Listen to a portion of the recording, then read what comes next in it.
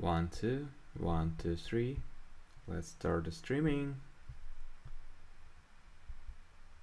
Hello there, how are you doing, guys? I hope we can start finally translating this test-driven development thing. So let me just copy over the link so everyone can access it.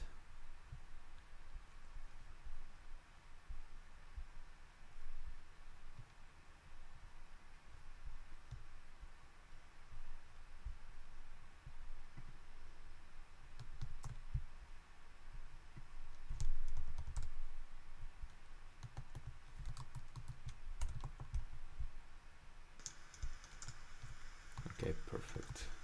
Seems like it's working. Yes, finally.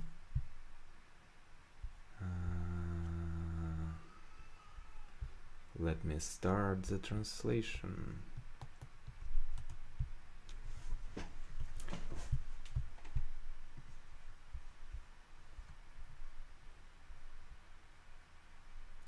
So the stream is finally on, so we can start doing some development.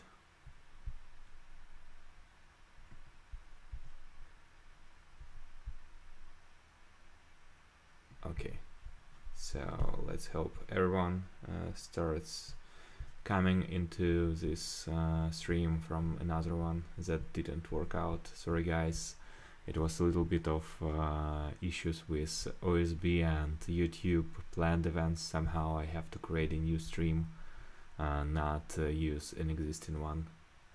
So let's start with some development.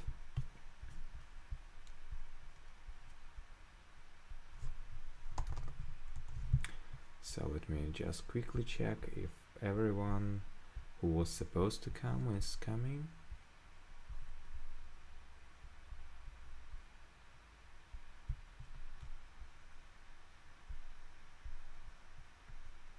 Yeah, perfect. Seems like everyone should be here now.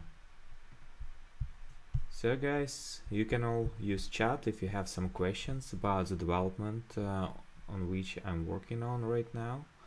Otherwise we can just do some questions and answers as soon as I'm working on an issue. It's the first time I'm doing a live stream of my open source development work, so I'm open to feedback from you guys. So let's just take a quick look at what I currently have here on the screen. So you see all my PHP Storm window, and here you actually have a project. Just a moment.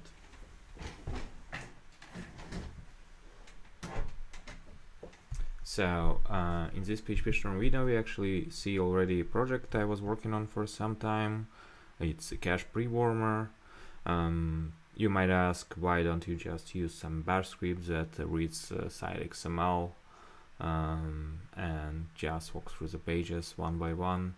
Yeah, it's a very reasonable question from you, but I'm usually working on projects where products gets updated in small batches, and I don't want, let's say, to pre-warm the whole website or flash whole website cache as soon as data comes from ERP or CRM. So I usually try to flash cache gradually. As soon as, let's say, products are updated, I only flash those product pages instead of flashing the whole website cache. So I maintain a good hit ratio of the functionality that I implement for my end customers. So let's take a look what I already have here implemented. I think it's going to be interesting to you to see actually how I approach my development practices. So as you see here, I have a futures directory. The futures directory is actually the directory that is used by Behat. Behat is a BDD testing tool that allows me to run tests written in Gherkin language. So Gherkin language, it's kind of pseudo programming language which you can share with your customer and still can find a common understanding of what actually happened in a test case. So let's open, for instance, this one, clean cache by header feature. This one is very simple. It just contains a feature that is written as a user story. So it tells that as a Socket API user, I want to clean cache by page headers so I can achieve better cache segmentation. Here is just a set of scenarios. Some of them, for instance, is if I visit a page that has this response headers like xcache tag 1, when I flash cache for those pages that have this cache tag, then the next time I visit this page, I see actually that the page cache has been cleared, and so on. There's different variations for different usages, so I just can run this one real quick. It's gonna use the Docker container in order to bootstrap my test server. So you see, for instance, that all of them pass right now. However, there is a small issue with those tests because they're not actually running on the final implementation of the synchronous application I'm working on. They're running on the test server I've built for testing my synchronous application. So it's kind of not something that you would hear usually. Like usually you just create a functionality, but here I wrote those scenarios first, and then I actually implemented the test server that I was using in the later stages of the development. So here, for instance, if you navigate into visit page with custom headers, you will see that I will access the test server client, and I will visit the page, and I will tell this test server that particular response headers should be set for this functionality. And if we take a look, I have here actual test server itself. Let's open it up.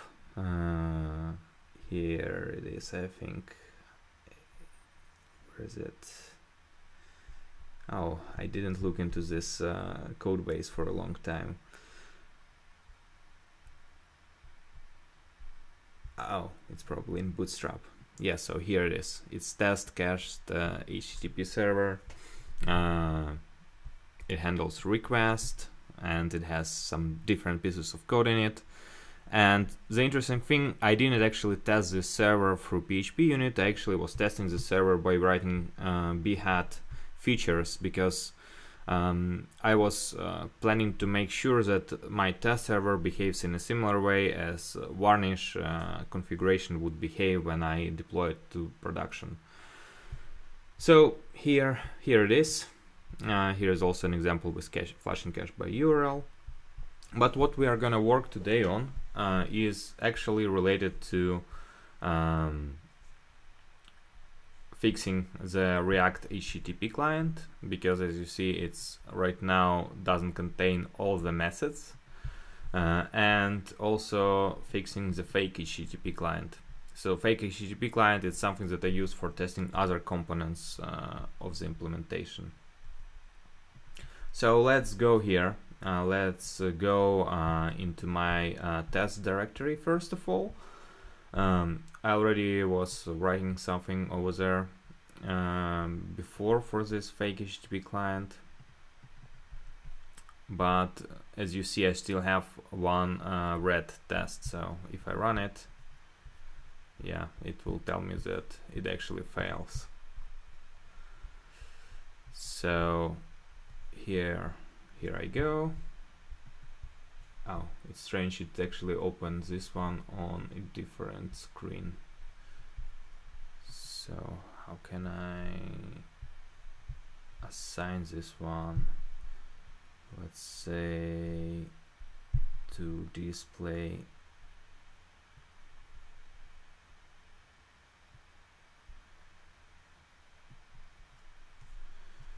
here. Okay, how can I close this thing? It's crazy. I don't see you guys, so it's easy to miss. If you write anything in comments, I don't see it right now.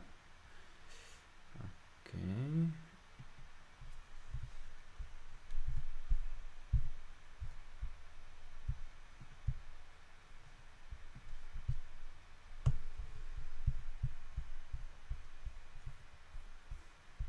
I probably have to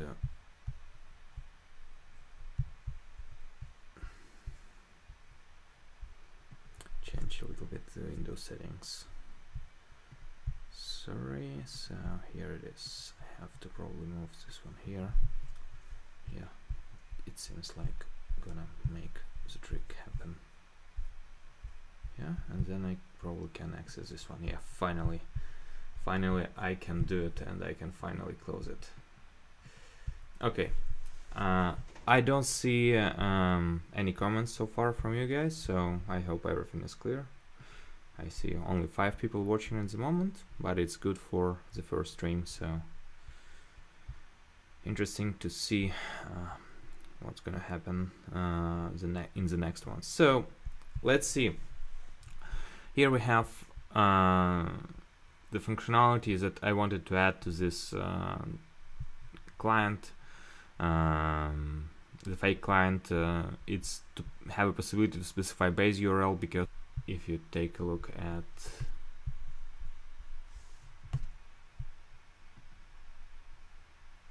this one, yeah, let me just move it here. It just so huge difference. You will see that the ones that was supposed to have a prefix, they are actually not containing this http localhost.com, so I need to actually go and adjust the functionality. As we see, the base URL is already set here in the fake client implementation. Then I'm gonna go on and fix the actual visit URL method. So the visit URL, okay, so I already see there is a method called generate URI. Yeah, so here it is. So I was not adjusting the right URL itself. So now when I run a test again, I hope it works, but seems like, yeah, it still fails, but it fails now in other place. As you see, it's now failing here. It tells me that there is 2 slashes, so it means when I have here in implementation, the base URL and build relative URL doesn't take into account that there could be something with empty slash or with additional slash at the beginning of the path. So let's take a look what we can change there. It's in fake HTTP client here. So we just gonna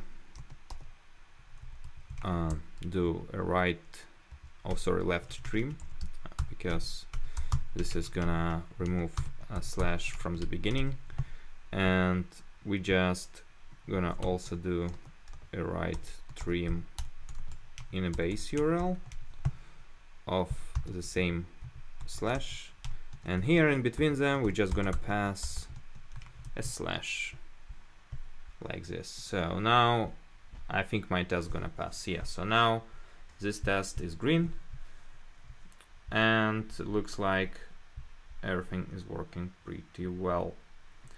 So now I also have here an implementation of a React HTTP client. It's also used for actual real communication with the other test servers that I have running in the background. So I actually need to run it quickly to see where it fails. Okay, it fails because I have incompatible class definition. So as you see, it's red in PHP Storm. Actually, I'm gonna turn on now the full screen mode, so it's gonna be a little bit easier. And now I'm just gonna use Option Enter to add the method steps, and let me run my tests again. So yeah, as you see, all the tests for this class are actually green, but as you see, this method is not yet implemented, so it means there's actually no tests written for this method itself. So I'm gonna go on and I'm gonna actually write a test for it. Let me check, do I need to change anything here? As far as I see, actually no, because the with basic URL will return me a new instance that I can assign inside here. So let me just create a new test case. I will call it allows to specify base URL for request.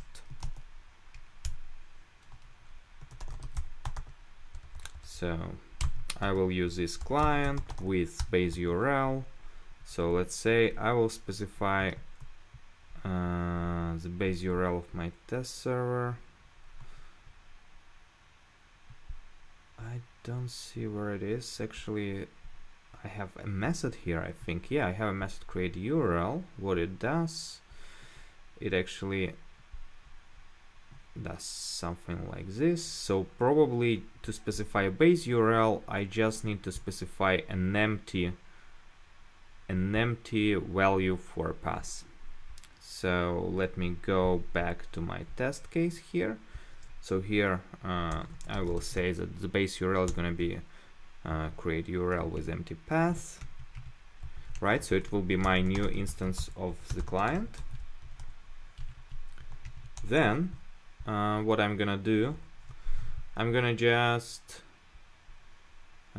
go over here. So let me just see if chat is visible. I see, guys, you don't like to comment anything. Probably you don't have questions yet, but if you have any questions or you want me to explain something more in detail what I'm working on right now, just let me know. So here we go. Then I'm going to invoke the visit URL call. So I'm gonna visit the URL with the method get, of course, but this time I'm gonna specify just a relative URL, let's say page 1, right? So okay, and that's it. And else what I also check later on, yes, and I run actually the event loop in order to perform those requests. It's very important when you work with React, because in React yeah, there is no Magento in this setup, Sergey. It's something that runs separately from Magento. It's like a microservice that runs alongside Magento, with which Magento can talk through API. So here we have some visit URL statements, then I run a loop, and then I do some assertions. Okay, so it sounds simple enough what I have to do here. So this one is visiting a URL. Okay, I can also specify some headers, but I don't need any headers for this test case. Then I just want to validate that my functionality will complete a request with expected response. Yeah, so expected response is this create a URL with page 1. So this should be an expected response. Okay, the status must be probably here 200, because as far as I remember, the test server returns 200 for any page. and response text, yeah, it should be self dynamic page response. Okay, so it looks like this test gonna fail, yeah, because with base URL doesn't return anything, right? It should return itself. So I'm gonna just return for testing, I'm just gonna return this just to make sure that my test fails, not just fails with an error, but just fails because the expectation failed. So here I see that expectation has failed, so I'm sure that the test itself is actually running, so it's a good sign. Now I can go on and actually implement the functionality. So I say okay, client is a clone of this, and inside of this client we're just gonna set the base URL variable to the base URL value, and we're gonna, so what I can do, I can use add field functionality from PHP terms that allows me just to initialize an empty base URL here on top. So here now with base URL I have a possibility, let's say, to add over here if this base URL, so we have some base URL here, then URI will contain let's say prefix, right? So what we do here, we'll just add this base URL with URI. Okay, so let's see how it goes.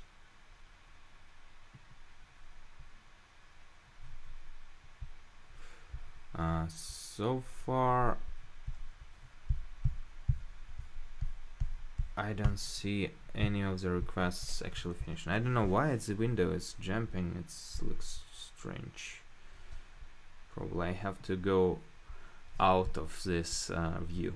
So let's continue. Let's see, can I actually open this comparison failure window? Does it go somewhere? No. It looks strange. Okay, so here we have a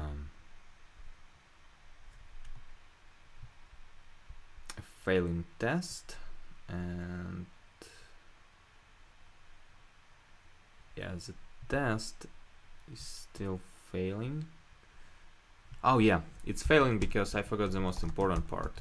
I forgot actually to run the event loop. So this is very important when you write tests for asynchronous code. You need to make sure that the loop that reacts to EO changes in your file system is actually running. Otherwise, your code will never get executed because it will never notify your code about the changes. Okay, so seems like it's never gonna finish. Or it is. Okay. Why it was taking so long?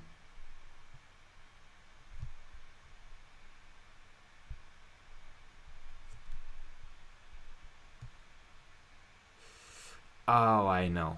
I know.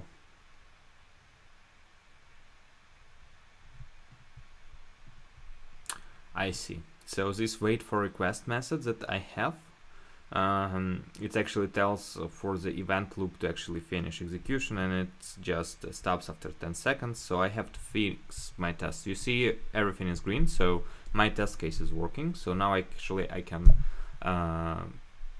touch the test itself and make it better.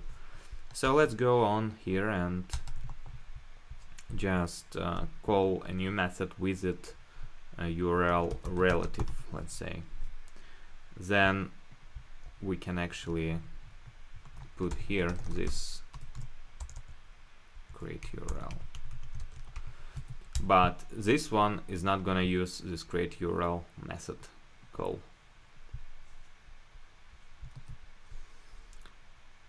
However, now it looks like this part and this part are actually a duplicated code. So what I'm gonna do, I'm gonna extract a method out of it. I will call this method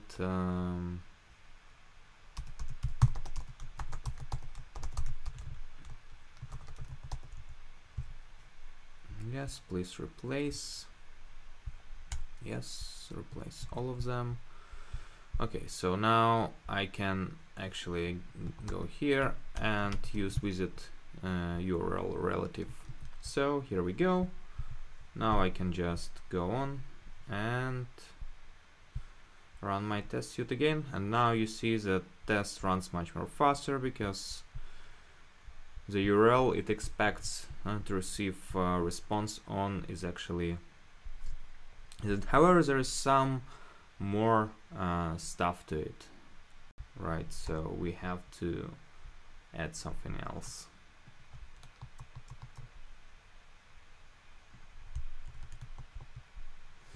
So I want to add another test case, and I will call it base URL should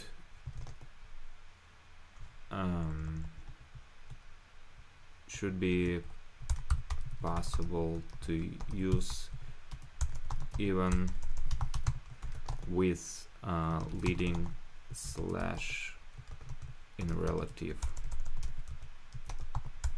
URL. So just a precocious on my side, so I will specify the same page 1, and I expect that the URL that will be visited is actually this one.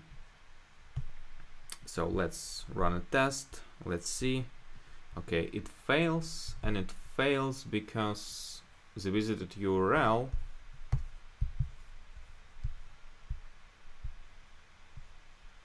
that it tries to visit is actually with 2 slashes.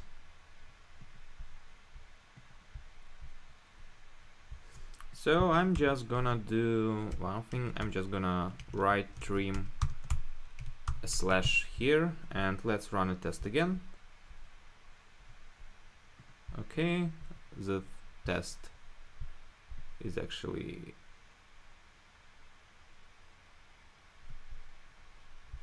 failing, but why it's failing? It's a good question. Oh, because it should be L trim, not right trim. Okay. So now when I run it, it actually hangs, right?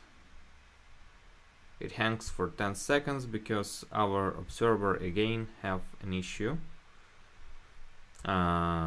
Because this wait for request using this create URL method that contains this slash here. So this one also should use this left trim of the slash. So now when I run it again, actually what I can do, I can just start automated test run. So as soon as I modify something here, it's just gonna rerun my tests. Okay, looks like all tests passing.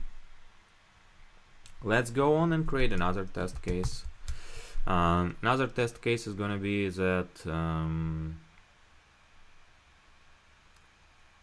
if I specify, let's say, absolute URL, it's gonna properly execute it without using base URL. Okay.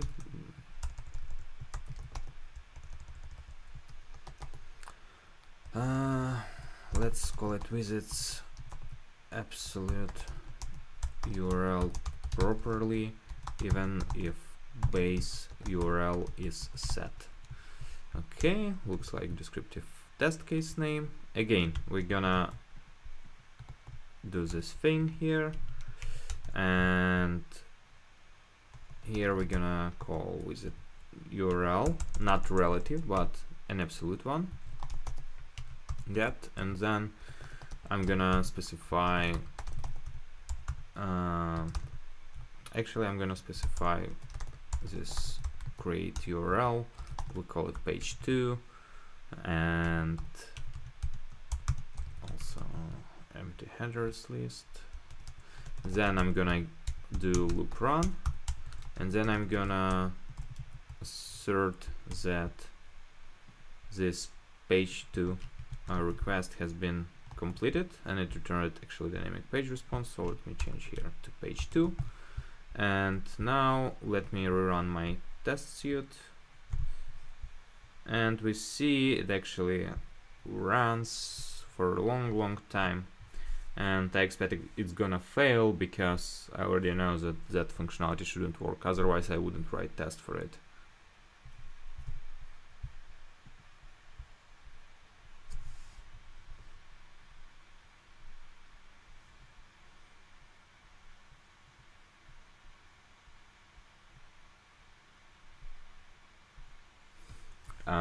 It's interesting questions I see now appearing in chat. Okay, well, let me first finish this test. Okay, so I see that here is something.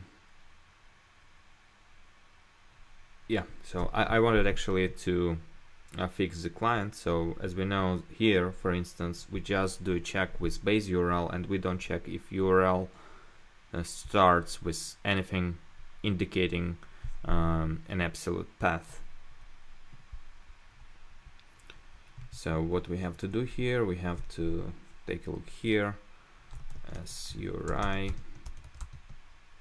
parse URL URI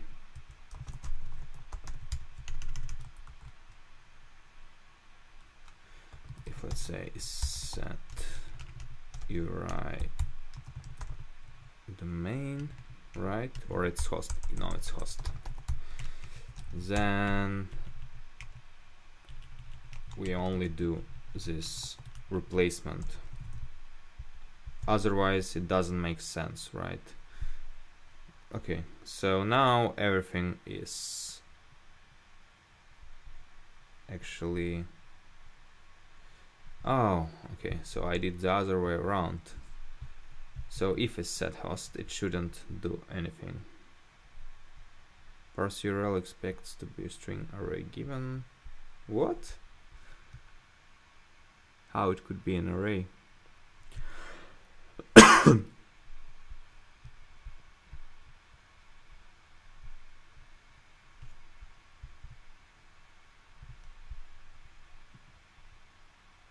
Oh, I see. Parts. Yeah. This is stupid on my side.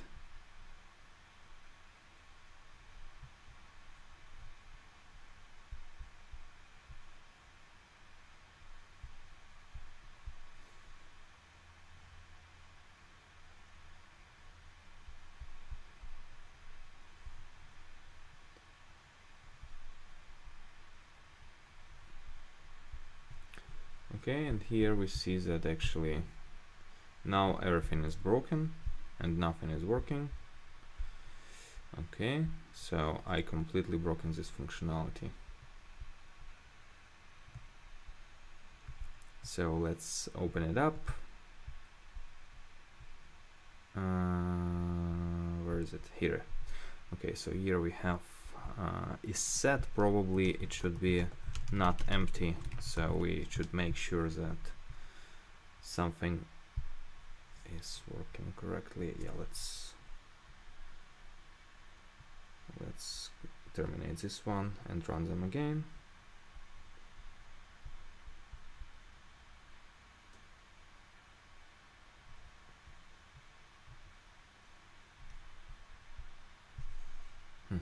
Okay, let's put a breakpoint here just to see what actually happening, and let's run it in debug mode.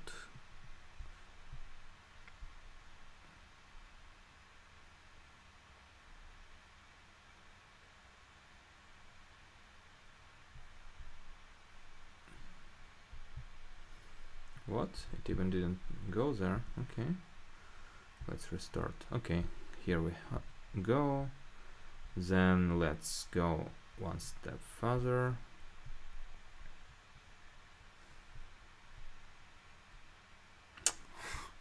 Stupid me.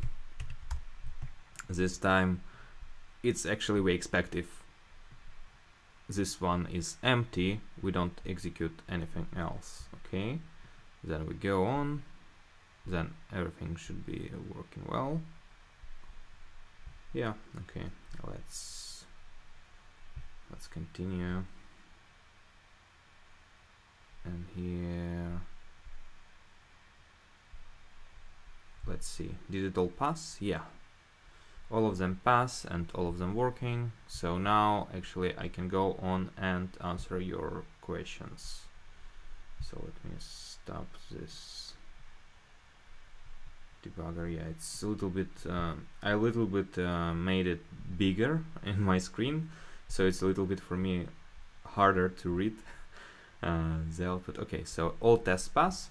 So now let's go to your questions that you have here. So Sergey is asking, can you on Windows and Mac? Because I have also in my office, I have a PC on which I work on this project, and at home I'm working on my MacBook. So yeah, I just wanted to make sure that I can run tests in both systems. That's why I created a Docker image. And only because of that my Behat tests actually run in Docker. Why in Docker? Because in Windows, unfortunately, you don't have possibility to spawn a child process in which you can run your test server. Because for instance, if we go here in my Behat context, you will find that here there is a public static function called start test HTTP server that actually creates a background job, and the background job, it's actually a pctnl fork operation that starts a new HTTP server as a child process, and then I can just communicate with it without starting it from anywhere outside. So my tests are actually self-contained and don't require me to do any manual steps except just running them from my favorite ADE. And yes, the Docker itself is just Docker Compose. It has this Docker file Behat. The Behat Docker file is just used in order to make sure I have all the extensions for PHP required for running my tests. Here is just its pctnl, pcntl, and then also the xdebug in order to be able to debug my code in Docker. So I hope Sergey answers your question. If you have maybe some more specific questions, I can answer them as well. As for question from Sander, so Sander, I understand your question, how it's actually related to Magento and how it gets injected into Magento HTTP requests. So in general, this tool is gonna execute requests to Magento. So it's gonna be on the same server as the Magento installment, and Magento, when we run an import process for the customer, gonna ask this server through the socket, hey, please flash this page cache and at the same time pre-warm the page as well. So do two things at the same time. And during this operation, Magento just gonna use this service as a queue of the pages to visit. And then this service is gonna decide how it's gonna execute those queries to Magento, how it's gonna perform those HTTP requests, at which pace, how many requests per minute, per second. Do we hammer Magento with a lot of requests, or we just do it with, let's say, 2 requests per second or something like this, because we also don't want to overload our shop with pre-warming of the caching, right? We just want to make sure that it just gonna work somewhere in background and pre-warm cache, at the same time flash cache, and do it all without harming our performance in other areas. So I hope this one answers your question. Let me know. If not, I'll be ready to explain it in more detail. Maybe you guys would like to see something even more interesting than this one, because I was also working on another project. It's not open source yet. So let's take a look. Maybe you'd like to see a project I was also working on recently. It's called the image resize. It's also asynchronous PHP. So let's open it up in new window. Let's see if I can actually do it here. Okay. So this one is actually very nice complete application that is currently already running in production. This is the image resizer. As you see, it's also having very similar structure. I really like Behat. So here you can see that it has Behat test cases. There is only actually 2 Behat test cases because, yeah, it just tests resized image output. There is nothing else to test through Behat. So as you see here, as the base idea of the service, it's resize images by URL. So as a website visitor, I want to have to download smaller version of an image, so the website is loaded faster. So here I have some default configuration for this test server, of course, but in the end it looks like this. So I resize something by width. Let's say I request images by this URL, then as a parameter I specify my width and height, and then as an image it's a second part of this request parameters. Image is here, so it's a nice table with image, name, then parameter, and then the width and the height of the image. Then here's also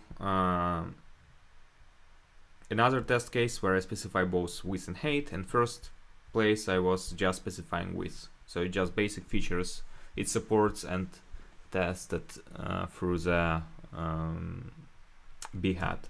And then I have a lot of PHP unit tests itself.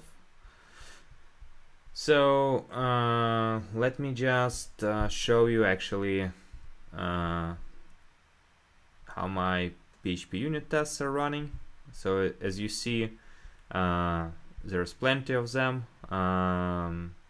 Most of them are actually something that you wouldn't call unit tests, because I'm more keen to approach where I mock only stuff that is very slow and that is not affecting the behavior of the unit I'm testing. So sometimes I actually have to spin up the whole working image magic, let's say, to resize an image in my unit test, because it's actually a functionality of this small project. So I have to do it.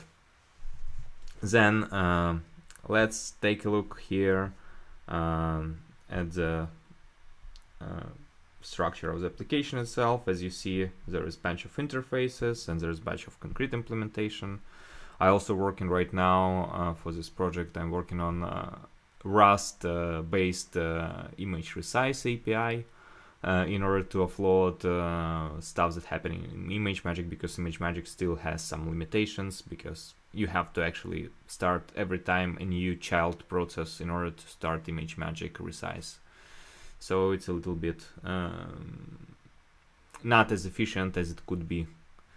So I'm still trying to improve this thing. So let's see the resize feature itself running.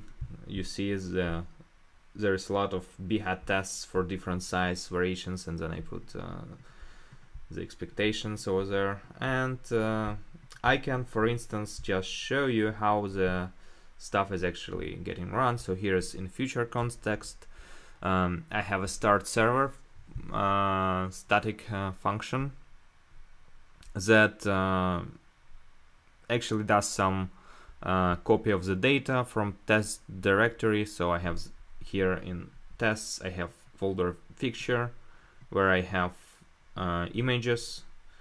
So it actually copies it over into my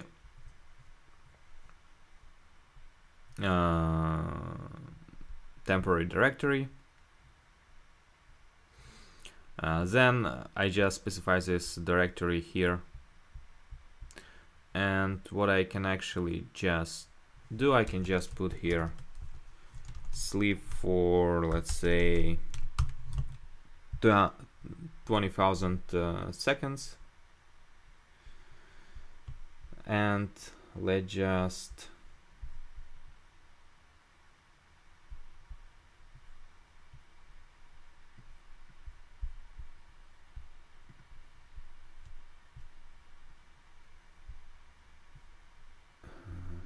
accept. So here we have just to do it here, sleep. So it's just gonna run a tests, and then I can actually show you what it looks like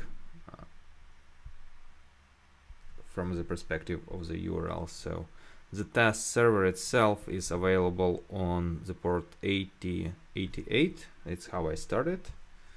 So let me start local host 8088. So you see it tells me image is not found. So I have to go into special path called images cache,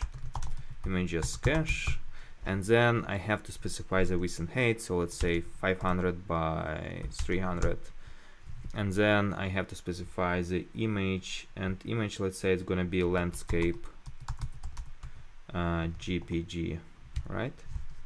So you see here there is a resized image output. So it outputted me an image of 400 by 300 because the landscape is a little bit wider than 500, so it tries to fit 300 by the height. So let's maybe better view the square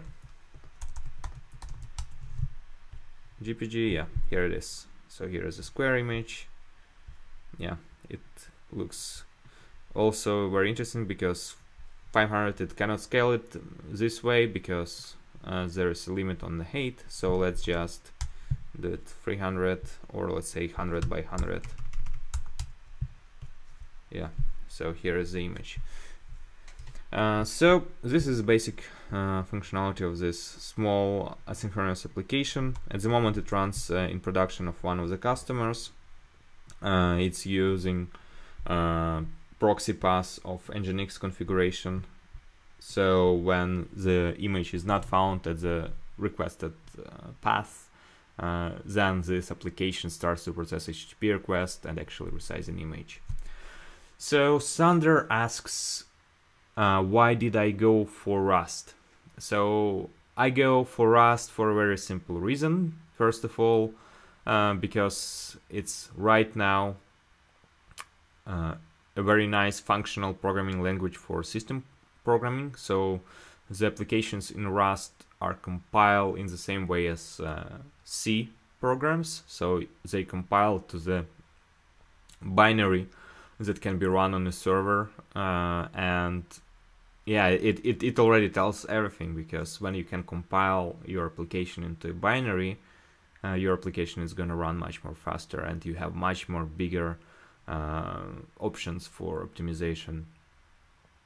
And apart from that, from Rust you actually can run directly C libraries. So you can actually access, let's say, event library, or you can access directly JPEG library and use that library in order to compress your image output.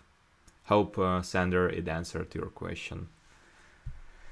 So, okay guys, I think it's it was a good exercise to start out with the stream to see how it's going.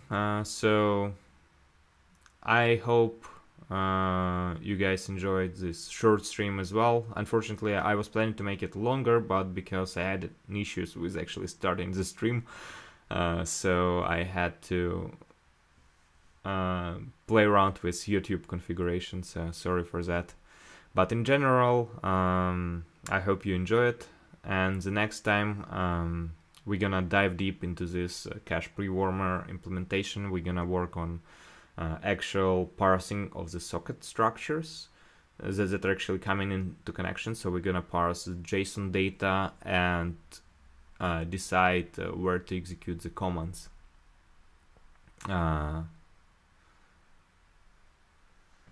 Okay guys, so thank you very much and hope you have a nice time here.